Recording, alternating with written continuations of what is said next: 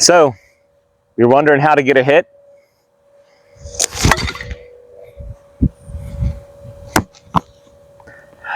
Oh, get to the hit. Got it. Spin it.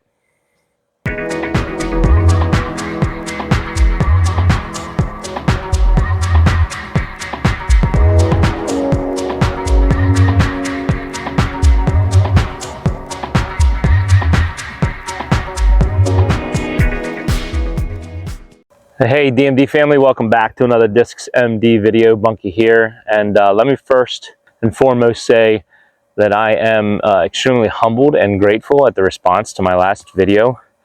It really just boggles my mind that 5,000 or close to 5,000 people have any interest in anything that I say. So it was surreal to see that number just explode. And then the comments, that's what I envisioned for this channel. I really want it to be a space where I can just consolidate my thoughts and everything that I research and distribute it, and then have people comment on it and have a conversation. So that's what you guys did the last video, and I absolutely loved it. So in light of that, a little bit of a change for what I'm trying to accomplish with this series. It's called Improving My Game, but I want to be more specific. I'm a project manager and I like goals, right? You have to have goals to keep you moving forward, to keep you on the journey. Since my slogan is enjoy the journey, I'm going to change course. My goal is to be competitive in MP50 by the end of 5 years. So that's what we're going to record and track in these videos. My journey from MA3 to MP50. And I do a lot of research, and I do a lot of studying, and I do a lot of watching and absorbing material of disc golf. And I want a place where I can consolidate that and then give back what I am learning from everything that I have digested. So, with that being said, let's get on to why we're all here in this video.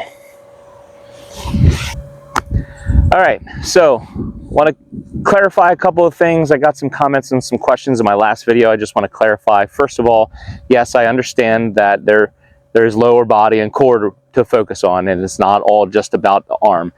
But my philosophy is the arm path is the most intricate part of the movement and requires the most attention and focus. So I want to train my body to get this motion down to the point where I don't have to think about it anymore, and that requires more work, the most work, I think. Again, this is me, and you might disagree, and you're welcome to disagree, and I may be wrong. I don't know. But to me, I need to train my body to get this motion down without thinking about it. And then I can incorporate my lower body and my core and syncing all of it up together.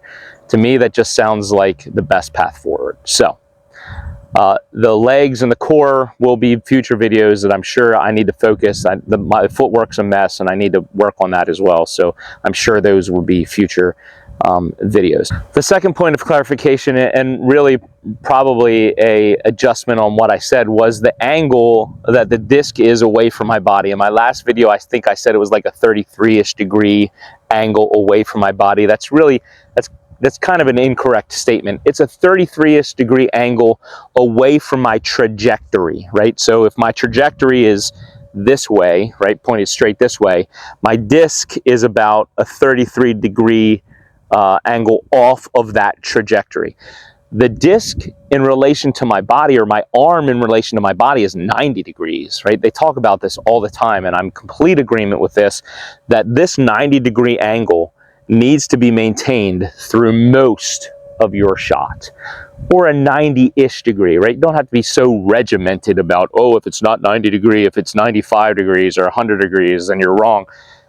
But it has to be a 90-ish degree just to give you the capacity to get the disc where you want it to be and then expel it at the right timing. To get your timing down, this 90 degree angle should be maintained. So when I reach back away from my body, right? My shoulders turn to create this 90 degree. And as I'm ushering the disc through its motion into the power pocket, my shoulders turn, maintaining this 90 degree angle, and then releasing, my shoulders turn, maintaining the 90 degree until eventually it breaks once you get into your follow through. So the disc in relation to my trajectory, about 33-ish degree angles. The disc, my arm in relation to my body, maintains that 90 degree angle, okay? And then the last thing is the line in which the disc moves in your motion is not a straight line. And I just don't think the biometrics of your body allow you to get any power if you try to move the disc in an exact straight line. The way I think about it is the disc is out, away from my body, comes into my body, and then out, away as I'm ushering the disc to the hit, right? So it's an out, in, out motion. And a lot of the reputable coaches that I watch say the same thing. So, and the angle at which you get rid of the disc is a little less steep than the angle in which you bring it into your body, right? So it's a little farther out away from my body to bring it in.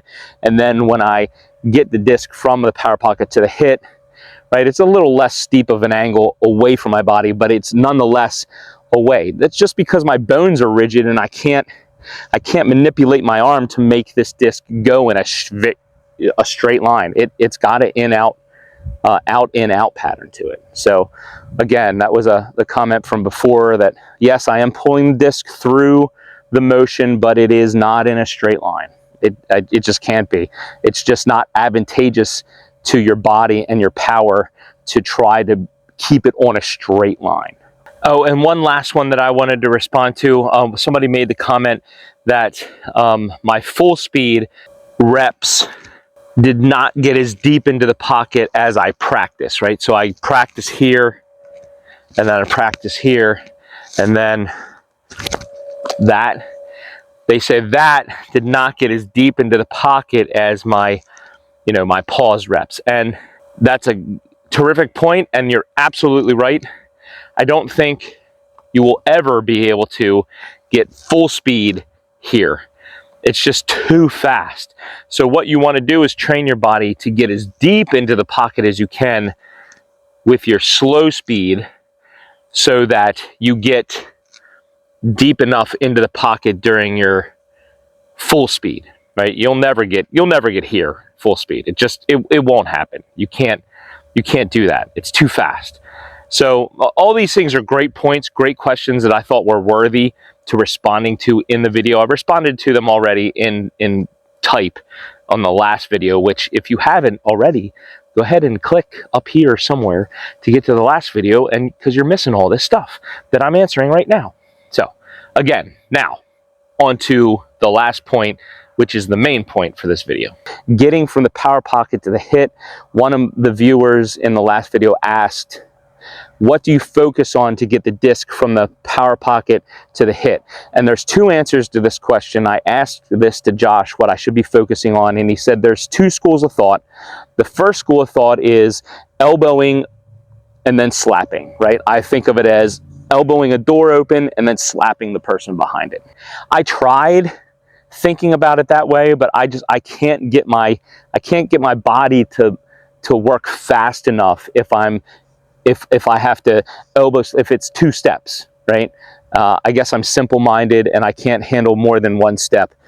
So it's two steps, I couldn't handle it. So that may work for you, and I hope it does. Try it.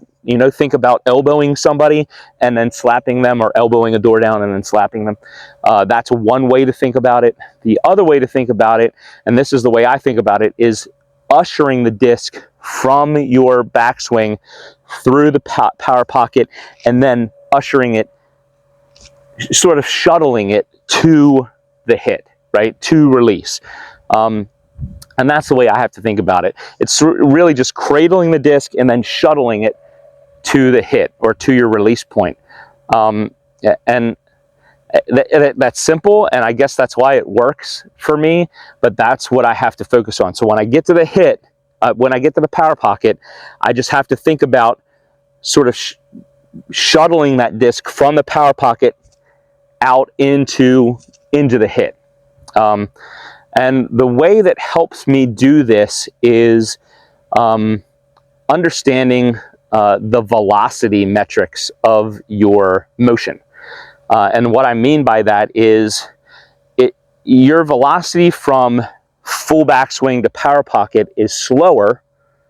Is it velocity or speed?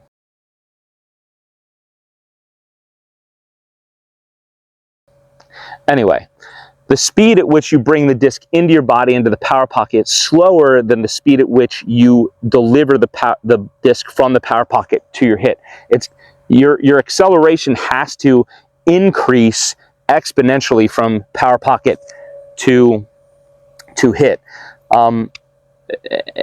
Most everybody who knows coaching in disc golf that I have heard so far tells you that your power is here to here. What happens from this point to the end, it determines a lot of the power and the distance that you get in your throw. So the acceleration has to be exponentially greater from the power pocket to the hit. And that sort of helps me with transitioning, bringing the disc into the power pocket and then ushering it to the hit. So it sort of looks like, and this is exaggerated, but when I practice, it sort of looks like this. Bring it in and then out. So, and that's where you get that, that's how that snap happens, is really just focusing on exploding from the power pocket to the hit. So that's how I get from the power pocket to the hit, and I'm trying to generate that snap at the very end. I don't know if my microphone picked that up, but I can start to audibly hear it now coming out of my hand when my grip is right and I accelerate correctly from the power pocket to the hit. So that's how I get from the power pocket to the hit. Hope this helped you out. Go ahead and comment below how you envision getting from the power pocket to the hit, some of the things that you do to help you as well. But until next time, enjoy the journey, and here's your verse of the day.